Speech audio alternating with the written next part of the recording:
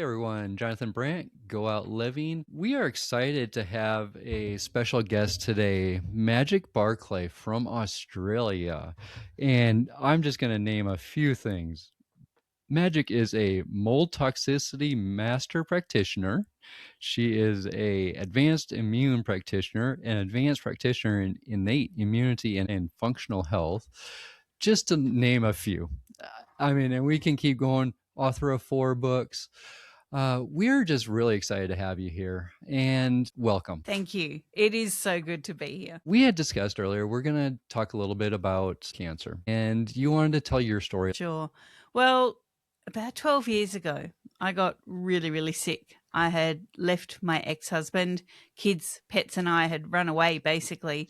And we're in the process of a very long, very messy divorce. And I thought all my problems were just stress. It turns out it wasn't. I had cancer. And so I had it in my thyroid. It had leaked into my lymph nodes already.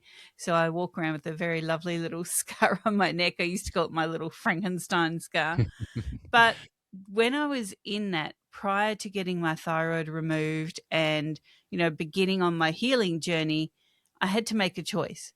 So when I wasn't in court, I was in bed. And my kids then were 12 and 14. And they would sit at the end of the bed because they wanted to play Lego and they wanted me to watch them build the Lego, or they wanted to read a book, or they were doing homeschool. So they wanted to get their schoolwork done with my help. And they had to do that from the end of my bed. And the dogs would be in bed with me. The cats would be in bed. It was pretty crowded and, I felt pretty crappy. But I thought this is what has to happen because everyone kept telling me, you're so sick, like you just need to rest. And that advice, whilst well-meaning, for me was killing me. It really was. It was making things worse because I was living in the pain, living in the fatigue, living in the fear. And one day my kids were doing Lego on the end of the bed and one of them lost a piece and he started losing his mind because, there was the doona and the dogs and the cats and his brother and me and couldn't find this tiny little Lego piece, like smaller than the size of my little fingernail. And I looked at him and I said, everyone get up. We're going to find the piece. We're going to take the Lego to the lounge room. I'm going to move from the bed to the couch and we're going to do this. And they kind of looked at me like, but you're not well enough. And I said, enough. I'm seeing how this is affecting you. So for me, I made the choice then. I love the topic of the heading of this podcast, Go Out Living. That's exactly what I decided. So I needed to keep living for them. And in turn, I realized I was going to keep living for myself. And so every time the doctors would say to me, you have to rest, you have to do this. I'm like, no, I am going to get in the car. We drove to Queensland. So, okay, we live in Australia, right? We live in Victoria, which is down the bottom. Queensland is the sunshine state. So I guess like America's Florida, basically. Right. And it's 2 days drive away. So I decided we were going to go to Queensland one more time. We were going to live it up, sit on the beach, do all the things in Queensland. The 2-day drive took 5 days because I would have to stop and have a nap on the side of the road or, whatever. But I said to the kids, we're going to do this. And it wasn't until I started doing things like that I started really healing and really learning what my body was capable of. And that this whole, you're just going home, resting, waiting to die thing wasn't going to work for me because that's unfortunately what a lot of people have to experience here in Australia. I think that's over here too, to be honest with you. And I think it's the worst advice in the world. It is, right? Because it's not until you start living your life that your body has a chance to make a decision, fight or give in. And, sometimes it's too late to fight. I recognize that. But for a lot of us, it wasn't. And, how many people are in bed or on the couch or in a hospital room just waiting for their time to run out? And I don't understand why that's the mentality, to be honest. I mean, when I found out, when I got diagnosed, my first thought was, I'm going to run a 5K. I love that. Which, That's so good. looking back though, it was ridiculous. I mean, I did it, I accomplished it, but it really didn't have the it didn't help overall, let's put it that way, but it was just the mentality I went into it, and I that's what Christy went into as well. She, I kind of named off some things that she accomplished within her time. But I think that's the mentality I want everybody to get out of this podcast, and meeting people like you is a perfect example. So just hearing your story is, yeah, it should inspire others to get up out of that bed and keep moving. Now, easier said than done. I understand that. Coming from your side of it, though, I guess I first want to start talking about, did you feel like once you started doing that, you had a support system behind you? Look, I didn't at the time. What I did do was create the support system. So if I look at my friendship group now compared to then, completely different. And, I got cancer again 2 years ago in the same place, unfortunately, and it Oh, blew out at the same place. But I dealt with it naturally and my body took care of it itself, thank goodness. But even the friends I had then are not the friends I have now. And, for me, this was really key, was to surround myself with people that really had my back for me, not for them. And what I unfortunately learned with my cancer journeys was that a lot of people want to be seen as the friend, the savior, the confidant for their own needs, not for yours. And, gosh, I sound really negative now, but I'm not. I don't mean this negatively. no, it's true though. Yeah, but you have those savior kind of friends that want to say to their other friends, "Oh yeah, I went and saw them in hospital and I went and did this and I went and did that and I took them this." That doesn't help you. That's helping them. And I had to change who was around me. So, I had to make sure I had the real supportive people around me, and that circle got smaller and smaller and smaller. But at home here, I have two people that have my back no matter what I do to myself, no matter whatever the world does to me. And that's my two sons. So at one point, it was just me and them. And that's okay. That is quite okay because, yes, they want me around for them, but they want me around for me because, they're my kids and they love me and they're supporting me and they want to do more adventures and they want to do things. They're now in their 20s and they still have my back no matter what. Some are my friends, not so much, but I do have a small group of friends that, I could say, oh, XYZ happened and they're there for me and I'm there for them. So that Right. was kind of a really big learning, is change who's around you, because unfortunately a lot of people want to be seen as the savior or the community outreach person or whatever, and that's for them. So really make your circle small for a reason. The people that are there need to be quality, not quantity. The people that will actually listen to what your needs are, Yeah. I think, is what I found the most important. Yeah. And yeah, there's not a lot of empathy behind, I'm sorry, but a lot of support out there. They just don't understand, which I get, but it's not supporting you. Like you said, it's supporting them and Yeah. how they're going to handle it. So is that is this when you jumped into, I mean, all your medical knowledge? Is that how you got started? Was just that I'm gonna go out living kind of, attitude, and I'm gonna learn. Is that where it all started? Yeah, look, it kind of had started before I got sick. So I used to run a gym, a special populations gym, because I couldn't lose weight no Mm, matter what I tried. I just couldn't. Now I know it was completely, related to my load of stress, and running a gym and trying to keep my marriage going at the time really wasn't right. helping me. But, in hindsight, this is wonderful. But yeah, I was already into that health arena and looking for, there has to be a better way. There has to be a different way for things. When I had my first bout of cancer, I wasn't, all about natural healing. I just wasn't. I was very much, the doctor says this, that's what I'm going to do. something in my brain was telling me this isn't okay. So post surgery, when they offered me chemo and radiation, I kind of went, no, it doesn't sound right. Like, just from a layman's terms, putting poison in your body to make you Mhm. better doesn't sound good to me. So that's when I kind of started on this journey. So, really, for the past 12, nearly 13 years now, I've thrown myself into what can nature provide? What can the body do? What are we actually capable of doing for ourselves?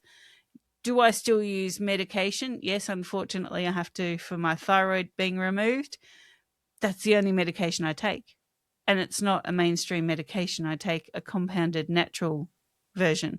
So, do I take supplements? Yes, I do. Do I prescribe them? Yes, I do, but short term, because things like this need to be an aid to help you find the answer, to help you have short term relief of the situation, to help you find the answer. And so, I really believe that we actually have all the answers within us. Sometimes you just need a coach like myself, like podcasts to listen to so that you can get information, because really this information's been hidden from us for so long, and we have every right to it. At the end of the day, it's your body, it's your life. No one else has, any reason to say you have to do this. They just don't. You're the person that matters. Well, and you put it perfectly. I mean, that's we get a diagnosis and we jump straight into what they tell you to do. They I can now look back as well. My wife, same situation. She actually is the one that really got me looking at the holistic aspect and more natural remedies. Unfortunately, it was too late for her, but yeah, I look back, I had surgery over the summer, and a lot of it was the side effects of all the chemo, I had a bone marrow transplant, being on antibiotics for a year. Those are all toxic, no matter how you look at it. And there's not enough discussion about what else is out there on the natural side, certainly not in the hospitals. So, yeah, like you said, a lot of what we're trying to do is get the word out ahead of time to be more, I'd love to say preventative, you know, but at least give you different options. Yeah, definitely. Look, 2 years ago when I had my second bout, my neck had started doing things that I didn't even realize it could do. And it started pushing the tumor out. So I was taking stuff that here in Australia, some of this stuff is termed illegal, but they're natural herbs that grow and root vegetables that can be ground up. So I was taking those. And so what it was doing was pushing the tumor out of my neck. And I did end up in hospital because my neck abscessed. And, they were like, we don't know what this is. It could be a staph infection. It could be this, it could be that. And I said, don't give me anything for it. And they said, well, what are you here for?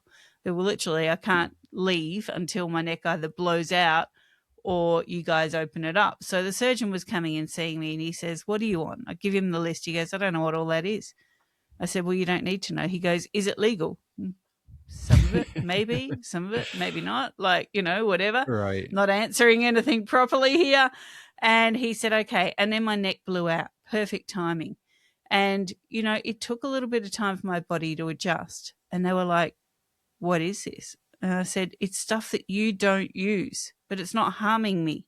It's helping me. And so, within a week, I was home, bored out of my brain, and I had, patch across my neck to try and hold it together.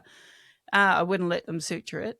I said, no, no, no, we're just going to put a bandage on this, let it do it itself. And they were like, this is dangerous.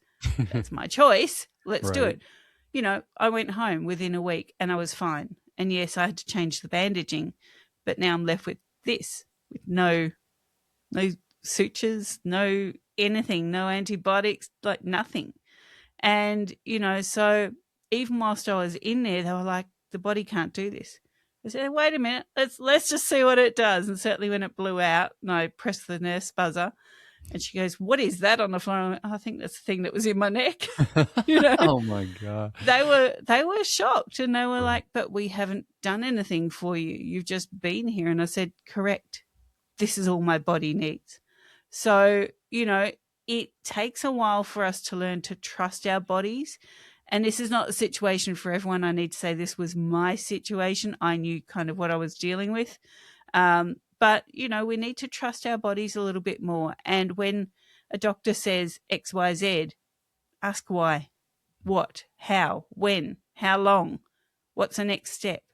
And if they say the next step is to put poison in your body, what's that going to do? So for me, the first time round with cancer, I was, someone someone was looking out for me because I bumped into a radiation technician and just, at a coffee shop. And I was there crying and trying to weigh up, what do I do? Do I do what the doctor says? Do I find a natural route? And this guy walked in and he was in line waiting for a coffee. And I said, oh, what do you do? He goes, oh, I do radiation. I'm a technician. I said, oh, can I ask you a question? He said, sure. And I said, if I was to get my thyroid treated with radiation, what would happen? And he said, look, where it is, there's a risk of dissolving your collarbone and your jaw. I went, thank you. Can I buy you a coffee? He goes, sure. So I bought him his coffee. I went back into the hospital and I said, nope, not doing that. Nope, the risks are too high. And they said, who told you? And I said, well, funnily enough, a guy I bumped into at the coffee shop. You don't need to know who he is. He's told me. I trust that. That's enough. So, sometimes we find the information and we have to say, that doesn't sound right. If I'm going to take something that has to be, locked into a room that says danger, radiation, you're going to put that in my body, what is it going to do?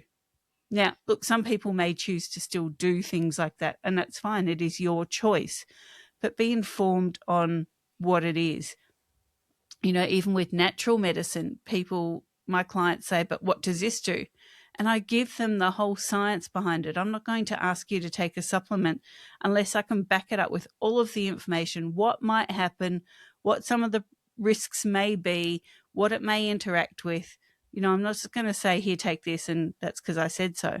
It doesn't work that way. So, okay, you brought up a good point. Supplements.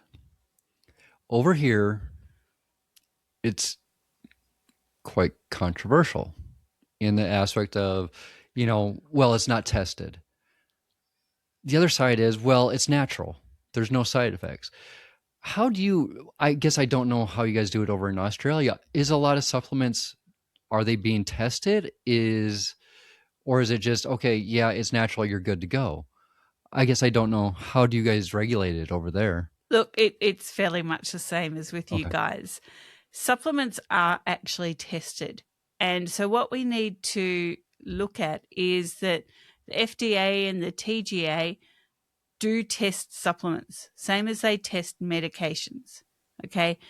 They just don't put as much money into the testing. So they're not going to run double-blind studies and things like that on a supplement that's natural. What they will do, however, is look at where the source is. And so this is what we need to do with any medication or any supplement. What is the natural source? And what does that source do? And I'm going to give you a controversial example here. Ivermectin. I don't know what it's like over there, but over here it's illegal for humans to use it. But it's used as a wormer for dogs, cats, horses, pigs, sheep. I've got alpacas as well. Like, all these animals can take ivermectin, but I can't. What is Over it here, I from? believe, it was FDA approved even back in the 80s, and then they took it off the list. Same here. So, what is it from? Like, what are we going to find the source to be? And the source is a plant called wormwood, sweet wormwood. And it grows. I've got it growing in my chook pen. And every time a branch falls off, the girls eat it and I know they're getting wormed. So wormwood, it's a wormer, right? A lot of cancers have a parasitic load behind them. So this is what mainstream medicine is finding out now, which functional medicine and natural medicine have known for years. Ivermectin comes from wormwood. Does wormwood have any problems behind it? No, it's a plant. Plants So don't no harm side effects. unless they're in a nightshade family or another poisonous family. But wormwood is not. Otherwise, my chickens wouldn't happily eat it every time a branch falls off it, because they don't eat things like that. They know, stay away from things. I've got blackberries growing into my chook run at the moment. I was worried the chooks would run into the plant and the prickles. Do you know what? They're not that stupid. They don't do that. We do, however, but they don't. So when we're looking at medications, we need to look, what is the natural source? People for thousands of years worldwide, all the indigenous peoples, have used wormwood. Did cancer just pop up in, our modern times? No. It's been a thing forever, because it's a body's way of collecting dead cells that we can't get rid of naturally for some reason, and putting them in a section and putting a lid on the bin and just saying, I'm going to protect you from this. Okay, is when we poke, prod, open, poison, whatever the cancer, that it's going to spread through the body. So we know this from mainstream medicine study. They say, don't cut, burn, poison. But then, what's the treatment? Cut, burn, poison. Right. So, but we need to look at what plants can heal this. What are those plants now being used for? And, there's a lot of protocols out there for cancer. The Joe Tippins protocol is one, with fenbendazole and ivermectin and a whole lot of other things. There's a lot of protocols out there that say these things can help you. So we just need to be able to have freedom of information, the freedom to learn things, and then the freedom, we need to recognize the freedom and our sovereignty of our body. The doctor may say something, doesn't mean you have to do it. The natural health practitioner may say something, doesn't mean you have to do it. You have a choice. Right. To me, it comes down to trusted sources as well. I mean, we can talk about the supplement and it's natural, but is this actual where you're getting that supplement? Are they the manufacturer themselves? And I think that's a big issue that I'm running into. I don't know what to take. I mean, I know what is good for me, but is the manufacturer reputable? And that can be a struggle just within itself, So do you have it any definitely can. ideas? Look, first of all, I love Amazon and eBay. I buy a lot of stuff from there, but I'm not going to get my supplements from there. I don't know where they've come from, what they are. Here in Australia, we have a company called iHerb. They are very good. Now, they're a wholesaler of supplementation, and they do everything from shampoo to, things that you're going to put in your body. And I do trust them because they do a lot of testing and they make sure that everything's fresh. And I don't work for iHerb. I don't get a kickback from them. But just here, they're doing a lot of that work for me. So I will say to my clients, look, rather than me, sending you something, just jump onto this and get it cheaper, and you'll know that it's been tested, quality tested. Now, for myself, I use practitioner-only supplements. When I take on a company to supply my clients, I ask 1,000 million questions, and I want to see all the studies, and I want to see all of that. I'm not going to use a brand unless I know what's behind it. Would I ever buy something from the internet, that hasn't got a whole lot of research behind it? No. Do I buy things from the internet that can provide me that research? Yes. So it's about making those informed choices and also looking at what is the natural source. If something's got just a whole lot of chemical names, probably not the best thing. But if something has, natural sources listed, like I've got a liver medication or liver supplement on the shelf behind me, the first few things in it are herbs, and they've got the scientific name of the herb. Right. Okay, great. I know where that's coming from. I know what it's based on. If it was all chemicals, I wouldn't be stocking it on my shelf. So, we need to look at really reading into things. Where is it coming from? Has it got studies behind it?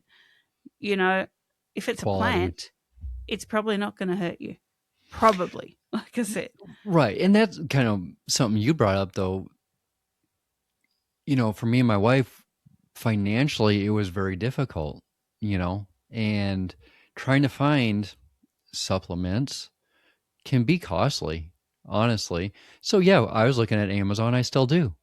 And I look at all the testing that that company's done and so forth. So I hope I'm choosing, you know, a decent place, but it's very difficult. And that's something I try and look at is how easy it is to get. Are they being tested by third parties? Are they affordable? Because honestly, if you're going through what we've gone through, it can be pretty tough. It can be penny to penny, really. Definitely. And when I started taking 2 years ago, the things that I started taking, I stopped everything else for that reason. I couldn't afford these capsules made from these herb roots, um, and all the other things I was doing. So I had to kind of go, well, what's the most important thing for me here right now? It is these capsules made of these three roots that I need right now. That is where my money's going to go. And, I totally get it that it can get expensive. And certainly if you're looking on Amazon, yes, click on the link of the company, research the company. If it's a third party vendor, then I would question, you know, is it authentic? Is this really what it's supposed to be? And in one of those situations, I would then ring the company that makes the product and distributes it. And I would say, do you know this third party vendor? Sometimes they'll say, yeah, we have an oversupply. So we use this company to, sell it. Right. Or they might say, yes, they have the rights to on sell our things in bulk. Or they might say, no, we don't know who they are. We can't verify that's our product. At least you'll know. So, That's there great are advice. ways to save money, but at least you'll know. That is great advice. So let's get into a little bit more about you and about your 4 books. I guess why don't you Yeah. go ahead and let everybody know what they are and kind of a little description of all of them. Sure. So my first book was a cookbook. My kids are both on the spectrum, and their behavior when they were little was off the charts. So it's a gluten-free, dairy-free, fun-free cookbook, basically. But they Nice. were involved in writing the recipes. And it was ways that I could find a recipe from a magazine, modify it so it wouldn't charge up their behavior, and make it a family recipe. So I self-published that, and that sold out pretty much in no time.